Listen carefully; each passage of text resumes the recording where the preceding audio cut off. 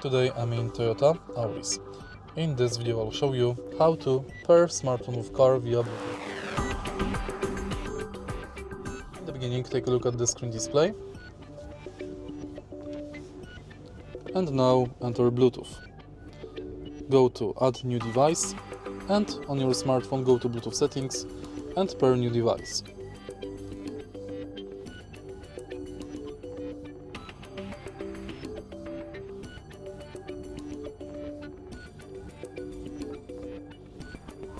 Select Toyota,